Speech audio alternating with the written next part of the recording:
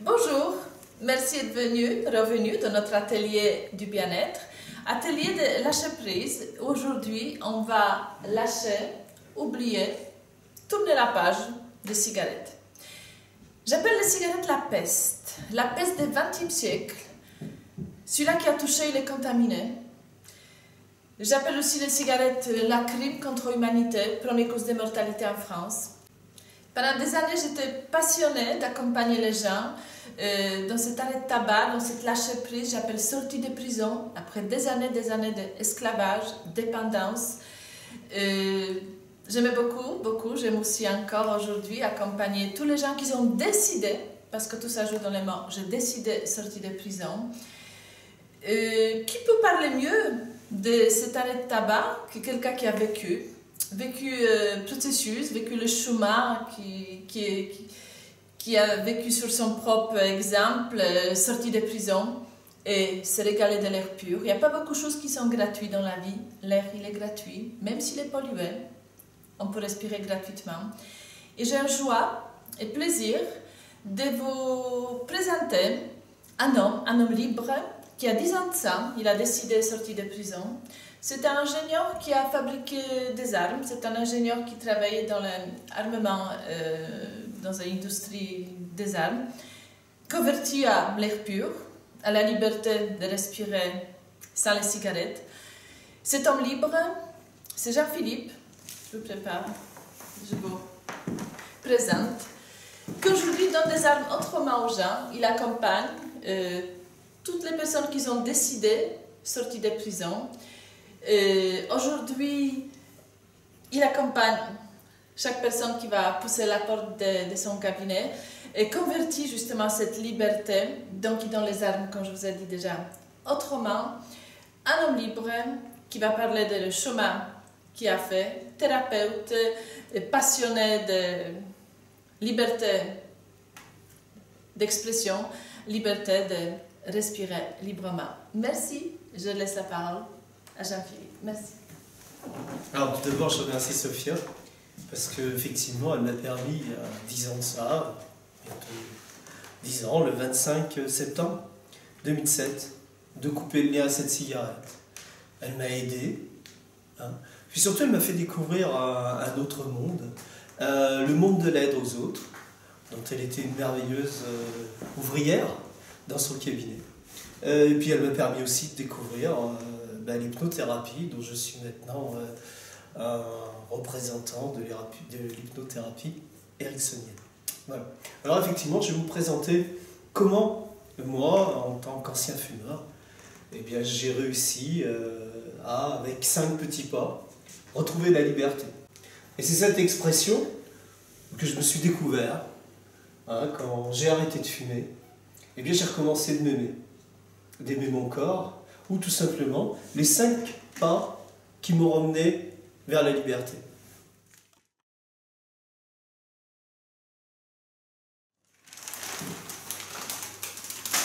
Alors le premier pas, eh bien c'est de déni. Un jour j'ai pris conscience que j'étais en prison. J'ai pris conscience de ma dépendance. Bien sûr, pendant des années, je m'étais enfermé dans cet endroit. Et le premier pas qui m'a permis de sortir, c'est de me dire, mais finalement, qu'est-ce qui m'a amené là? De comprendre quel avait été le cheminement jusque dans cette prison. Le cheminement, il est très simple, comme toute personne. Déjà dans mon berceau, j'ai vu des dizaines de fumeurs autour de moi. Et déjà, j'étais en fumée. Et puis, petit garçon, certainement comme tout le monde aussi, j'ai pris des cigarettes en chocolat. J'ai vu des millions de gens fumer. J'en ai pas vu un qui toussait en fumant. Je voyais tous prendre du plaisir, etc. Puis vers 6-7 ans, j'ai commencé à dire à mon papa, qui d'ailleurs est mort de ça, mais dis donc papa, arrête de fumer, ça va te faire souffrir. Alors j'étais innocence, influence. Je regardais mon père, je regardais mon oncle, je regardais mon grand-père, je regardais mes grands-oncles. D'ailleurs même, lors de ma première communion, je me rappelle, pour être vraiment intronisé et converti à la cigarette, on m'a fait fumer ma première cigarette et bu mon premier verre de vin. Cette conscience, très rapidement, eh bien, bien, lors de mes 18 ans, et là, j'ai fini par succomber à cet objet. Succomber comment? Ben, c'était ma première chérie. Voilà, c'était sur la plage, elle m'a dit tiens, prends-en une. Et puis pour faire comme les autres en fait, comme toute adolescence, l'ignorance, l'insouciance, après je me suis dit pourquoi pas une autre et une autre. Et puis le temps a passé. Le temps a passé. Et un jour, je me suis dit mais tu t'en débarrasses quand tu veux. Alors là j'étais l'arrogance. Et puis je me suis rendu compte très vite que c'était pas possible. Que j'en prenais une autre et une autre. Derrière ça, je m'étais inventé tout un tas de plaisirs.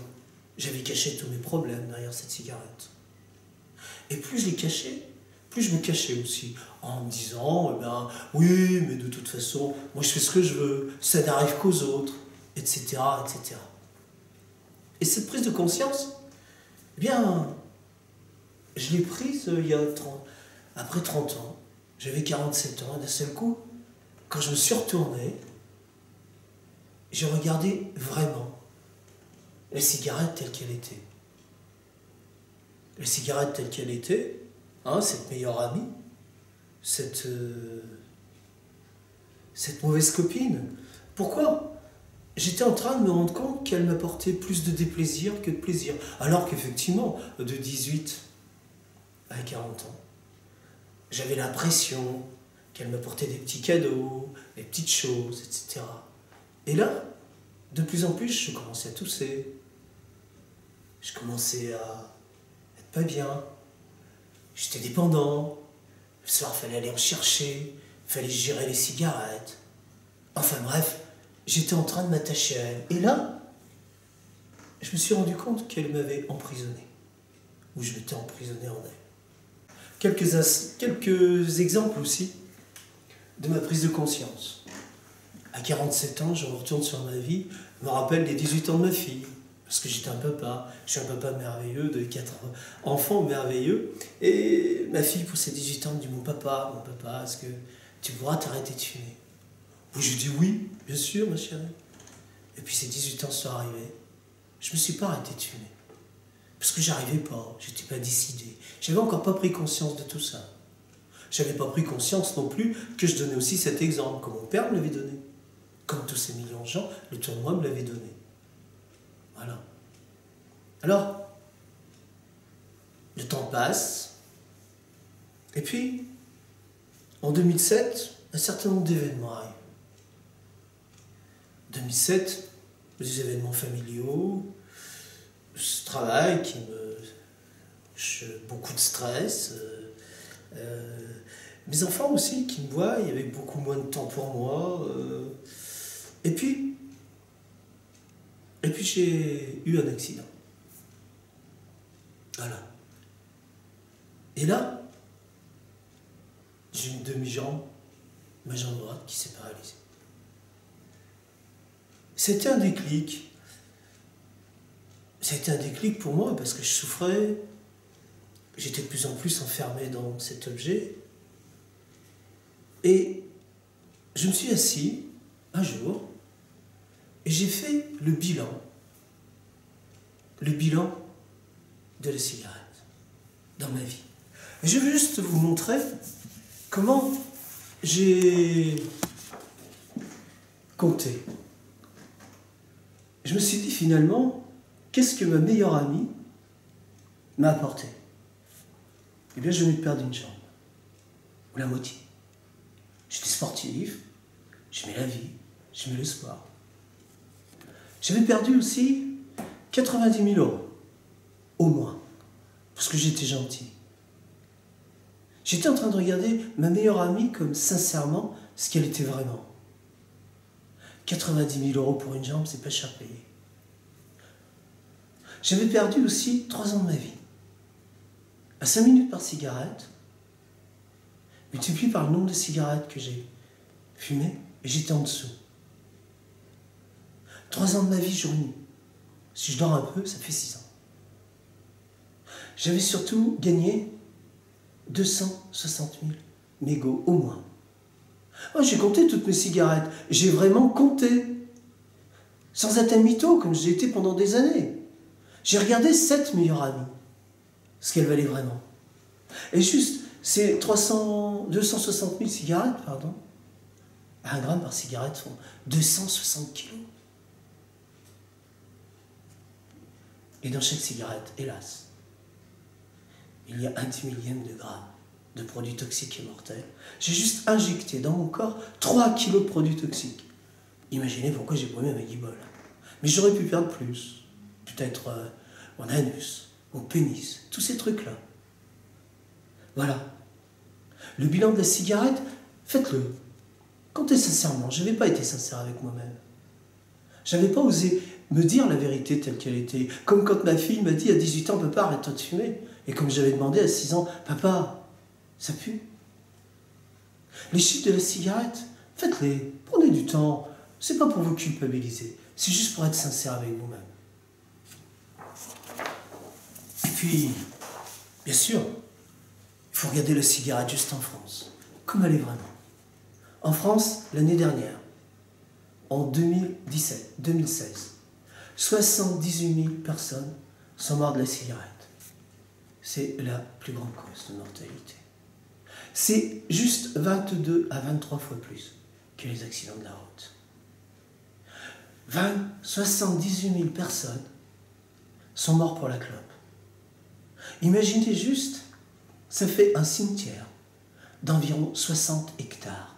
Imaginez juste 78 000 croix noires. C'est plus que certains endroits qu'on visite à la guerre de 14. C'est juste en gros 9 millions de morts dans le monde. Mais sur ces 78 000, 5 000 innocents n'ont jamais fumé et été contaminés par moi en premier. 5 000 innocents qui sont morts du tabagisme passif. C'est 10 millions de pertes pour l'État tous les ans. Oui, parce que le gain des taxes, ce que vous payez à la clope. Mais ici, vous avez les dépenses de santé. C'est en moyenne 201 000 lits. Chiffre vérifiable dans toute la presse. C'est juste, ça représente 1 200 € par contribuable et par an. Pour 16 millions de fumeurs et pour les non-fumeurs. Voilà les chiffres de la cigarette. Vous avez une chance sur 2 de passer 63 ans. Effectivement, vous n'aurez pas de retraite. Peut-être vous imaginez où sont les gains. Après, c'est pratiquement dégradé, au-delà de 70 ans. L'espérance de vie, pour rappeler, est à 83 ans aujourd'hui. Dans 15 ans, ça sera peut-être 100. On ne sait pas. Mais pas pour les fumeurs. Voilà les chiffres tels que je les ai regardés en face.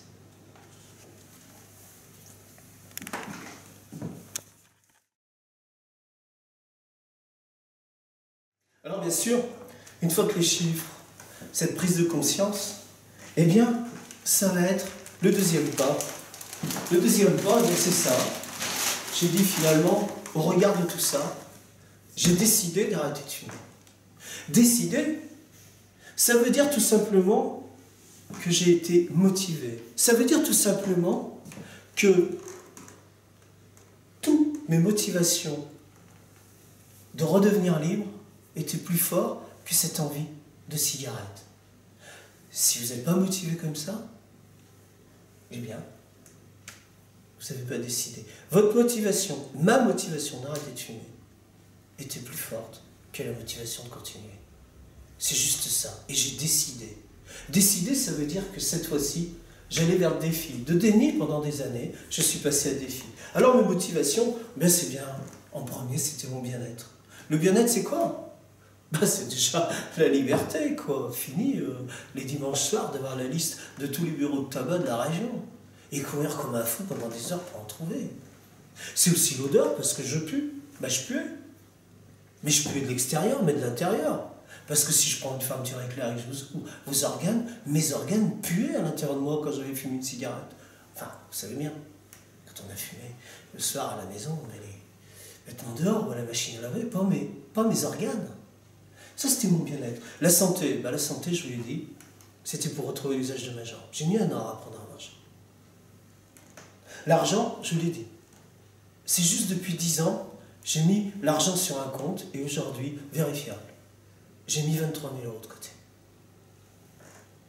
Et je suis heureux aussi pour les autres. Parce que j'ai 6 merveilleux petits-enfants. Et ils n'ont jamais vu papy fumer. Je leur ai pu donner l'exemple.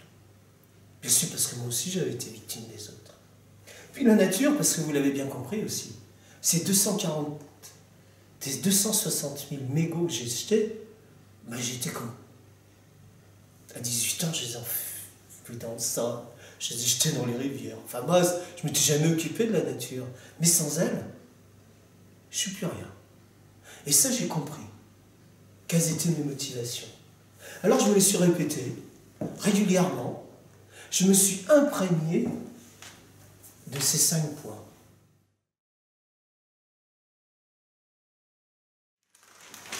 Et bien, le troisième point, bien sûr, basé sur les fondations de motivation, c'est se préparer. Se préparer, ça veut dire quoi? Ben, ça veut dire que j'ai défini un plan d'action, j'ai défini une stratégie. Je voulais aller de là, et je voulais aller là, à l'air pur. Ce défi, je m'en suis imprégné. Comment? Pour mon avis, moi j'ai commencé à réduire un peu la cigarette, sur certaines périodes. Tout simplement pour me dire, finalement, j'ai pas besoin de toutes. Parce que dans cette habitude que j'avais installée, café-clope, pipi-clope, pause-clope, etc., il y en a la plupart qui ne servaient à rien. Je m'en suis très facilement passé. Il m'en restait quelques-unes. Alors ces quelques-unes, je me suis dit, je vais me faire aider. Et c'est de là que j'ai appelé Sophia. Faire aider? Alors, je me suis mis aussi à changer ma main. Au lieu de toujours d'enfumer de la main droite, je les allumais aussi de la main gauche, pour être plus gauche, pour me déséquilibrer, pour m'arrêter. Pour faire un stop devant cet objet, me dire, est-ce que tu en as vraiment besoin? Est-ce que tu as vraiment envie? Et arrêter cette envie. Et puis j'ai défini une date de l'arrêt. J'ai dit, le 25 septembre 2007, j'arrête de fumer. Et tous les matins, et tous les soirs, je me répétais, avant cet arrêt de tabac, le 25 septembre 2007, je suis un ex-fumeur. Voilà. Et puis j'ai installé une image de bien-être. Si au cas l'envie arrivait, et bien immédiatement, j'allais dans une île déserte. C'était mon image, mais ça peut être dans les bois. Voilà. Et puis, cette image que j'installais, où j'allais m'installer, ben, je me détendais, j'allais sur mon île déserte, et puis ben, l'envie a passé de plus en plus. Et puis surtout, j'ai regardé les cigarettes autrement. J'ai posé cet objet devant moi. Et je me suis dit finalement, si maintenant elle était noire, ah oui parce qu'elle est blanche, et vous savez comme moi, que le cerveau quand il voit blanc, il lâche toute défense. Alors quand il y a quelque chose de noir, il est déjà un peu plus inquiet, il fait un stop. Mais je me suis dit en plus, plutôt que tous ces additifs qu'il y a dedans, je me suis imaginé qu'il y a pleines de pistes de chat. Vous savez, une bonne piste de chat de 15 jours, là, bien dégueu. Et je me suis dit finalement, si elle était noire, et qu'elle pue la pisse de chat, est-ce que les petits jeunes de 15 ans l'achèteraient? Là, je me suis dit non. Alors j'invite vraiment à regarder cette cigarette comme un objet noir qui pue la pisse de chat, et je vous promets que votre inconscient, il fait déjà le travail. Parce que c'est un objet qui m'a coupé la jambe.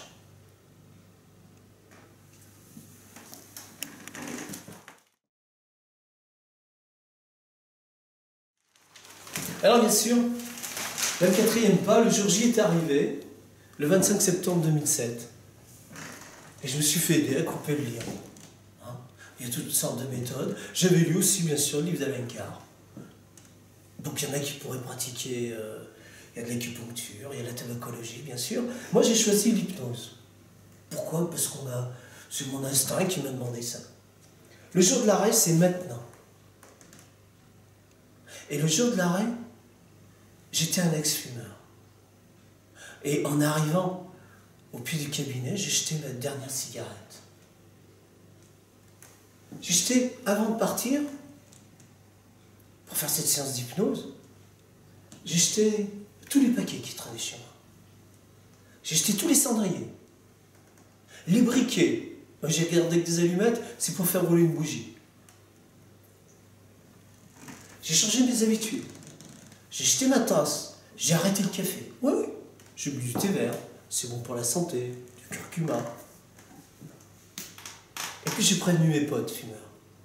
En disant, ben, ça y est, demain matin, quand je vais arriver au bureau, eh bien, ne me tentez plus, j'irai vous accompagner. Et ne me tendez plus de cigarettes. Et pour la petite histoire, quand le lien a été coupé, je suis rentré chez moi le soir, j'ai pas envie de fumer. Plus envie. Ou une envie passagère, immédiatement, je fais apparaître cette image. Alors bien sûr, il y a peut-être aussi d'autres choses que vous pouvez rajouter. Mais quand vous coupez le lien, changez vos habitudes.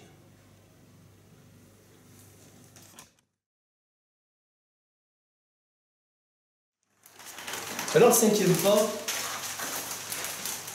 eh bien oui, le défi était arrivé. J'étais et je suis encore un ex-fumeur, 10 ans après. Moi j'aime bien ce mot l'air pur, parce que je me suis rendu compte que je pouvais apprécier l'air, apprécier ma liberté. Depuis 10 ans, j'apprécie chaque instant. Et si l'envie est revenue de temps en temps, eh bien immédiatement c'est dans cette image que j'allais m'installer. Je respirais l'air pur, je buvais un verre d'eau fraîche, je mangeais une pomme, j'ai pas pris de kilos, pas du tout. Et je vais vous raconter une histoire. Au bout de 3 semaines, eh bien, j'avais bien fait de prévenir mes amis. Parce qu'il y a quelqu'un qui me dit à la maison. Je n'avais pas interdit de fumer à la maison, parce que je pensais que les fumeurs, les pauvres, etc. Ridicule maintenant. Je ne peux pas me laisser enfumer. Je suis propre. Je ne peux plus me laisser polluer. Et c'est pas un problème d'aller dehors pour fumer. Et il y a quelqu'un qui se roulait son cigarette, là, son tube, avec de l'Amsterdam. Alors j'étais dans ma cuisine, et l'odeur était arrivée. Et l'envie un peu plus forte. Ça faisait 3 semaines. Et là, je me suis tourné vers ce copain, je lui ai dit, allez, roule-moi-en une. Et j'ai eu la chance d'avoir un merveilleux ami. Il m'a regardé droit dans les yeux, il m'a dit non. Moi, j'y arriverai jamais. Toi, tu vas y arriver. Et il m'a dit non. Et c'est cette image qui est restée en moi. Cette image d'un vrai ami qui m'a aidé, encore à devenir un ex-fumeur. Maintenant, toutes les fois, et après quand j'ai une envie, je vais dans cette image, je pense à cet ami qui m'a dit non, tu vas y arriver. Parce que c'est pas tout seul non plus qu'on y arrive. On peut aussi se faire aider. Maintenant, je suis libre. 10 ans après, eh bien 10 ans après, c'est non. J'apprécie l'air pur, ou j'apprécie la bonne nourriture. J'ai ressenti toutes les odeurs, dans la forêt, partout. J'apprécie tout simplement ma liberté. Et plus que ça, j'ai redécouvert mon corps, car il n'y avait pas que l'extérieur. À l'intérieur, je suis doté de 13 organes, de plusieurs systèmes respiratoires, complexes, etc. J'ai un écosystème complet en moi. Et quand je fumais, je n'injectais que des produits toxiques. Maintenant, j'ai vraiment décidé de m'aimer. Voilà. J'espère vous avoir éclairé. Et bien sûr, si cette vidéo vous a plu, eh bien je vous invite à la partager avec tous ceux qui ont le désir ou l'envie, ou même qui seraient curieux pour s'arrêter de fumer. Donc diffusez-la largement. Hein. Et puis, abonnez-vous à cette chaîne YouTube, hein, où il y aura une prochaine épisode qui sera pour la consolidation de l'arrêt de tabac, comment rester un ex-fumeur et surtout comment redécouvrir un peu plus son corps. Voilà. Et je vous souhaite bien sûr un bon chemin avec la méthode des 5 petits pas après pas sur le chemin de la liberté pour vous libérer de la cigarette et peut-être aussi, c'est une méthode bien sûr qui peut être appliquée à d'autres dépendances. Donc bien bon chemin, pas après pas pour atteindre vos défis.